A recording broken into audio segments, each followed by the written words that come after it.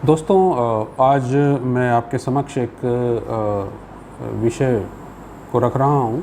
वो विषय है कि जो डिज़ाइनिंग ऑफ सर्जिकल इंस्ट्रूमेंट्स है वो कैसे की जाए और उसके पीछे भी क्या प्रिंसिपल्स हैं।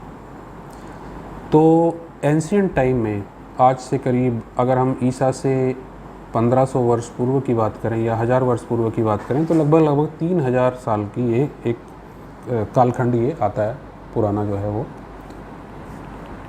उस ज़माने में आचार्य सुश्रुत ने लगभग 101 यंत्रों और 20 जो है वो सर्जिकल इंस्ट्रूमेंट्स का उल्लेख किया है। कमाल की बात यह है, जो आश्चर्यचकित कर देने वाली है, कि उन्होंने यंत्रों और शस्त्रों को अलग अलग प्रकार से गिनाया है। यानी कि जो यंत्र हैं बेसिकली वो डायग्नोस्टिक पर्पज़ के लिए होते हैं कि डिजीज़ को कैसे डायग्नोस किया जाए, और शस्त्र कर्मों में सहायता के लिए होते हैं। और जो हमारे जो ये शस्त्र हैं, they are for surgical procedures. 8 प्रकार के उन्होंने सर्जिकल प्रोसीजर बताए हैं, जो आज भी हम 8 उसी प्रकार से करते हैं, चाहे वो एक्सीजन हो, चाहे वो इंसिजन हो, चाहे वो सूचरिंग हो, चाहे वो पंक्चरिंग हो, वो लगभग सभी अभी भी हम उसी रूप में प्रयोग करते हैं।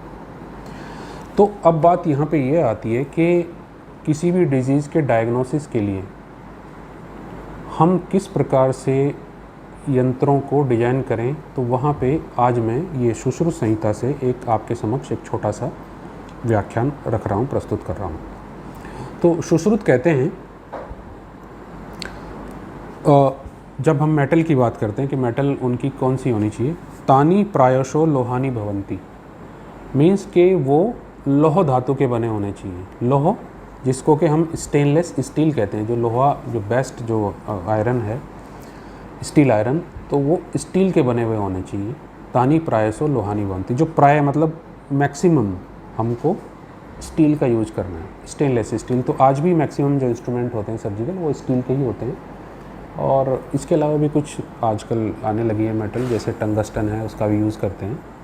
और अगर यदि हमारे पास स्टील अवेलेबल नहीं है तो क्या करें, तत्प्रतिरूपकाणी व तद अलाभे, यदि वह उपलब्ध नहीं है तो उसके समकक्ष कोई दूसरी मेटल या और चीज़ें, जैसे आइवरी है, हाथी दांत के बने हुए जो चीज़ें होती हैं, या श्रिंग है, जो जानवरों के श्रिंग होते हैं, इनके भी हम यूज़ कर सकते हैं। तो यानी कि बेस मेटल जो होनी चाहिए, वो मेटल क्या होनी चाहिए, स्टील होनी चाहिए, लौह।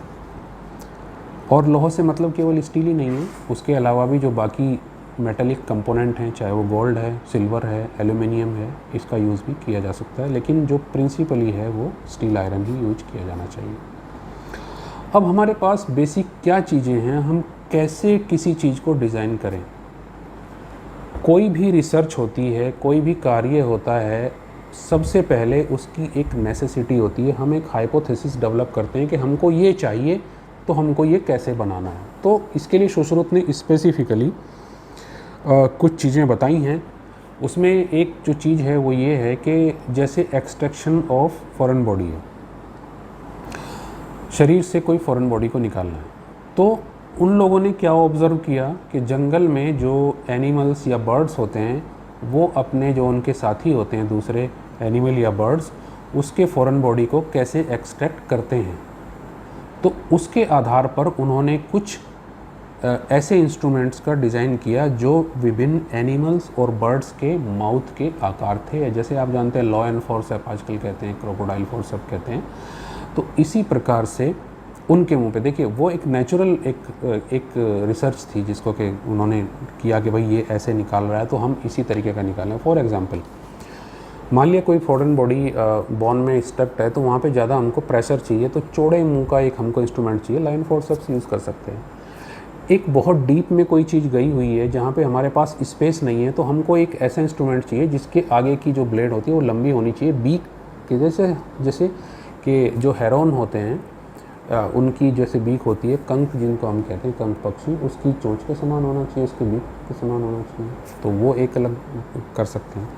तो इसलिए जो डिफरेंट टाइप के एनिमल्स या बर्ड्स हैं उनके मुंह के समान हम इसको जो है वो कर सकते हैं। तो पहला क्या है कि उनके मुंह के समान, ये एक बेसिक जो उन्होंने गाइडलाइन दी है। और दूसरा उन्होंने बताया है तत्सारूप्यात, मतलब उनके स्वरूप के जैसे। और दूसरा उन्होंने बताया आगमा उपदेश। आगम कहते हैं शास्त्र को, जो शास्त्र में लिखा गया है, यानी कि हमारे जो पूर्वज हैं, हमारे जो टीचर हैं, हमारे जो शिक्षक हैं, उन्होंने जो अपने अनुभवों के आधार पर, एक पूरे जीवन के अनुभव के आधार पर जो बात कही है, उसके आधार पर भी हम उसको डिज़ाइन कर सकते हैं।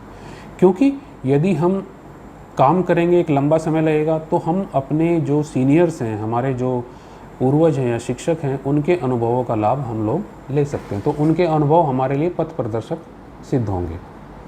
तो एक दूसरा ये हो गया। उसके बाद क्या है,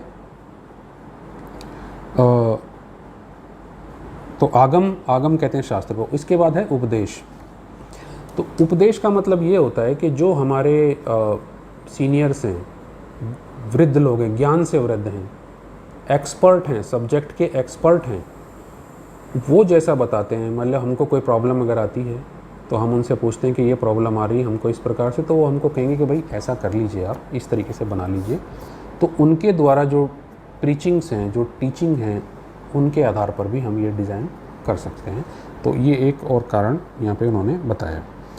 दूसरी बात है अन्य यंत्र दर्शन। तो दूसरे यंत्र का दर्शन कर लें और हम उसमें क्या इम्प्रूवमेंट कर सकते हैं।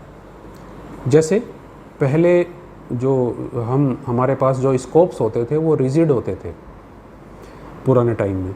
हम केवल आँख से, आइज से उनके अंदर देख सकते थे। जैसे कि हमको मान लिया एनल कैनाल को देखना है, प्रोक्टोस्कोप है, कॉल्पोस्कोप है और ऑटोस्कोप है, कान के अंदर देखना है, तो वो सब रिजिड होते थे। उसमें लाइट सिस्टम भी यूजुअली नहीं होते थे। तो उनको देख करके उनके ऊपर हमने और इम्प्रूवमेंट करके उनको फ्लेक्सिबल बनाया, उनमें कैमरे लगाए, उनमें जो है प्रोसीजर करने के लिए बहुत सारी चीज़ें भी लगाई हैं। तो वो एक चीज़ हो सकता है कि हम अन्य यंत्र को देख के उसको डिज़ाइन कर सकते हैं। और फाइनली जो सबसे इम्पोर्टेंट है वो है युक्ति। अपनी युक्ति लगा करके, एक ये सब लोगों के अलग अलग होती है कि लॉजिक लगा करके कि हम ऐसा, हमको चीज़ चाहिए तो हमारे पास अभी फ़िलहाल क्या उपलब्ध है, इसको हम कैसे करें, ये युक्ति होती है। और इस युक्ति का उपभ्रंश जो धीरे धीरे over the period of time हमारे समाज में आता चला गया, वो जो इसका कोलोकियल वर्ड है, जो बोले जाने वाला वर्ड है, वो जुगाड़ है।